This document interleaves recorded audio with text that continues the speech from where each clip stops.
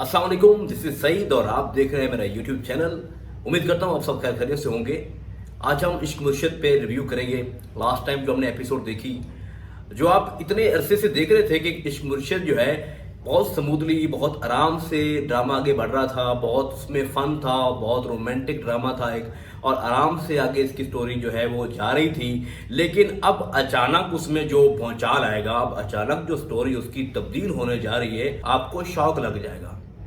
पूरी स्टोरी एकदम से अब तब्दील होने लगी है और अब आप देखेंगे कि ये क्या वही इश्क मुर्शिद है जो हमने पिछली इतनी एपिसोड में देखा है, या अचानक कितना चेंज हो रहा है, इतना सीरियसली इसके अब सीन होंगे, इसमें इमोशन होंगे, इसमें अब फाइट भी होगी, हो सकता है एक आध का मर्डर भी हो जाए इस ड्रामे में। लेकिन ओवरऑल इस ड्रामे की जो कंप्लीट जो इसका सिनेरियो है वो अब तब्दील होने जा रहा है। जिस तरह हमने लास्ट एपिसोड में देखा है कि फजल बख्श का जो राज है वो खुल चुका है, वो अफशा हो चुका है, और उस राज को ओपन करने में सबसे बड़ा हाथ उसके दोस्त का है, क्योंकि सारे राज जो हैं वो उसके पास थे।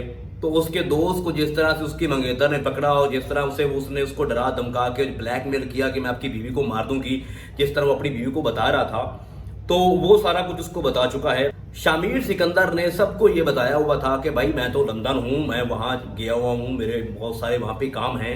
उसने अपने अब्बू को भी बेवकूफ़ बनाया, उसने अपनी मंगेतर को भी बेवकूफ़ बनाया, उसने सबको बेवकूफ़ बनाया कि मैं लंदन में हूँ, लेकिन पिछले इतने महीनों से वो सुलेमान साहब के घर रह रहा है शिबरा के लिए। तो अब जिन जिनको ये लगता था कि वो भाई लंदन गया हुआ है, वो वहाँ पे कोई बहुत बड़े काम कर रहा है, कोई पार्टी के लिए, कुछ हुकूमत के लिए, कोई बहुत सारे वहाँ पे उनके जो है वो ऑफिशियल उनका टूर था, तो अब उन सबको एकदम से झटका लग गया है भाइयों कि क्या वो एक लड़की के लिए वो लंदन गया ही नहीं, वो कुछ और खेल खेल रहा है, उसने हमारी पीठ में छुरा घोंपा है। अब इस बात का इल्म जो है उसके डैड को भी है, उसकी मंगेतर को भी पता चल चुका है, और अब सबसे जो इम्पोर्टेंट है कि सुलेमान साहब को भी इल्म हो चुका है कि ये फजल बख्श नहीं है, ये शामिर सिकंदर है। पिछले एपिसोड में तो ये था कि ये शिबरा और इसका कुछ चक्कर चल रहा है, क्योंकि हमने देखा कि शिबरा ऊपर थी और वो नीचे उसका सुलेमान साहब उसके डैड बैठे थे, और जिस तरह वो ऊपर फजल बख्श के रूम में गया और इशारों इशारों में बता रहा था कि भाई मैंने एक डरावना ख्वाब देखा है और आप ख्वाब की तबीर जानते हो, तो मुझे बताओ कि मैंने ख्वाब में क्या देखा कि तुम मुझे छोड़कर चले गए हो और वापस कभी नहीं आओगे, तो इस ख्वाब की ताबीर क्या है। तो वो बताता है कि आप मुझसे बहुत मोहब्बत करते हो और आप डर गए हो, तो ऐसा कुछ नहीं होता, ये ख्वाबों में ऐसा होता है। तो वो इशारों इशारों में मुझसे बता रहे थे कि भाई मुझे जो है ना, मुझे लगता है कि कोई मुझे धोखा दे रहा है। उसमें शो कर रहा है कि भाई मैं इज्जत पे कंप्रोमाइज नहीं करूंगा, मैं धोखे वाले को माफ नहीं करूंगा जो मुझे धोखा दे रहा हो, जो मेरा भरोसा तोड़े। तो ये एक वो बता रहा था फजल बख्श को इशारों इशारों में, जिसके बाद फजल बख्श ने शिबरा को बताया कि आपके डैड को, मतलब सुलेमान साहब को, हमारे अफेयर का पता चल चुका है। अब जो हमने प्रोमो देखा जिसमें सुलेमान साहब कह रहे हैं कि ये लो ये तुम्हारा सामान और दफा हो जाओ यहाँ से, मेरी आंखों के सामने कभी मत आना, इसका मतलब यह है कि उसको पता चल चुका है कि ये शामिर सिकंदर है और हमें इतने अरसे से ये धोखा दे रहा था। उसके बाद आप देख सकते हैं कि बीच पे बैठी थी शिबरा, पीछे से शामिर सिकंदर आया है। फजल बख्श बन के नहीं आया, शामिर सिकंदर बन के आया है। ड्रेसिंग, शूटिंग, बूटिंग जिस तरह उसने दिखाई, और वो शिबरा भी एकदम से हैरान रहेगी उसको देख के कि ये फजल बख्श, ये शामिर सिकंदर। अब शिबरा को भी वहीं पता चलना है, क्योंकि राज ओपन हो गया, सुलेमान साहब को भी पता चल चुका है, तो वो वहां पे उसको बता देगा कि मैं शामिर सिकंदर हूं, मैं फजल बख्श नहीं हूं। तो उसमें एक स्पेस आएगी, फिर शिबरा बहुत नाराज हो जाएगी और इनके दरमियान नाराजगी बढ़ जाएगी और स्पेस बन जाएगी। ये तो कंफर्म है कि शिबरा फजल बख्श से प्यार करती है, लेकिन ये उसको नहीं पता था कि शामिर सिकंदर यही है, दाऊद सिकंदर का ये बेटा है, जबकि दाऊद सिकंदर से ये फैमिली नफरत करती है। सुलेमान साहब और उसकी टोटल जो फैमिली है वो दाऊद सिकंदर से नफरत करती है। अब मैं ये बताना चाह रहा हूं आपको कि आगे क्या होगा। मेन इंपॉर्टेंट चीज है कि इस इतने जो स्मूथली आराम से ड्रामा आ रहा था, इसको आगे किस तरह दिखाएंगे। इस तरह अब आगे ये शामिर सिकंदर सबका मुकाबला अकेले कैसे करेगा। भाई शामिर सिकंदर ने जब ये खेल शुरू किया था फजल बख्श वाला, तो उसको आइडिया था कि मैंने आगे क्या करना है, उसका प्लान भी उसके पास मौजूद था कि सब मेरे एक दिन खिलाफ हो जाएंगे और मैंने उनके खिलाफ स्टैंड लेना है। तो इस सूरत हाल में सबसे पहले वो पूछताछ अपने दोस्त से करेगा। अब सवाल ये पैदा होता है कि क्या अपने दोस्त को माफ कर देगा जिसने उसको धोखा दिया। उसने उस पर इतना भरोसा किया, फजल बख्श ने, शामिर सिकंदर ने इतना अपने दोस्त पे भरोसा किया, और जिस तरह उसने भरोसा तोड़ा है, क्या पहली बात तो यह कि क्या वो अपने दोस्त को माफ कर देगा। हाँ, शामिर सिकंदर क्योंकि दिल का बहुत अच्छा है, वो अपने बाप जैसा बिल्कुल नहीं है। तो जब वो उसको बताएगा कि मुझे अपनी बीवी की मजबूरी थी, वो मुझे ब्लैकमेल कर रहे थे, मेरी बीवी को मार देते, उनकी बात ना मानता, तो इस सूरत हाल में वो अपने दोस्त को माफ कर सकते हैं। मुझे नहीं लगता कि वो अपने दोस्त को सजा देगा या उसको मार देगा। हाँ, उनकी दोस्ती में थोड़ा आ जाएगा, गैप आ जाएगा।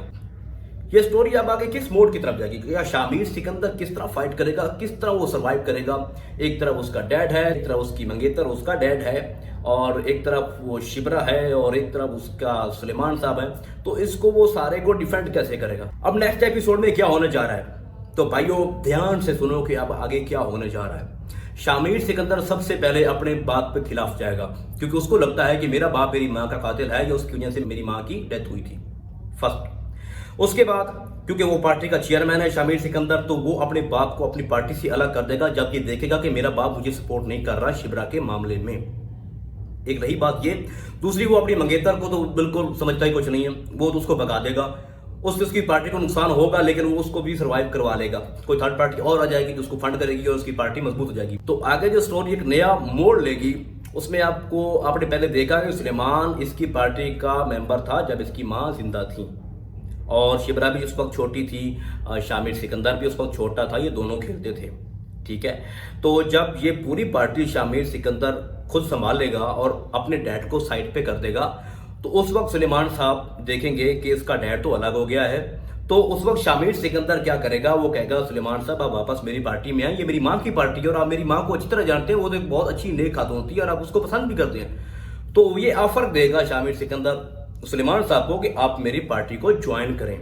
तो जब सुलेमान साहब को ये समझ आएगी कि सिर्फ शामिर सिकंदर मुझे धोखा नहीं दे रहा था, मुझे तो मेरी बेटी सुकैना भी धोखा दे रही थी, वो शुरू से जानती थी कि ये शामिर सिकंदर है, और उसके बाद मेरी शिबरा बेटी मुझे धोखा दे रही थी, उसके बाद उसकी बीवी उसको भी धोखा दे रही थी, तो उसको भी समझ आ जाएगा कि इसका इतना कसूर नहीं है जितना मेरे घर वालों का इतना बड़ा कसूर है।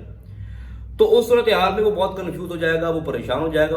और जब उस टाइम में शामिर सिकंदर ऑफर लेके आएगा कि सुलेमान साहब आप मेरी पार्टी को संभालें, मेरा साथ दें, हमने इस पार्टी को आगे लेके जाना है, अब डैड की कोई जरूरत नहीं उसमें, तो उस वक्त सुलेमान साहब भी मान जाएंगे, शिबरा की उसके साथ शादी भी हो जाएगी, सारे मामला ठीक भी हो जाएंगे। इसमें यह भी हो सकता है कि किसी एक का मर्डर हो जाए। मर्डर किसका होगा, ये मैं आपको एक आइडिया दे देता हूं।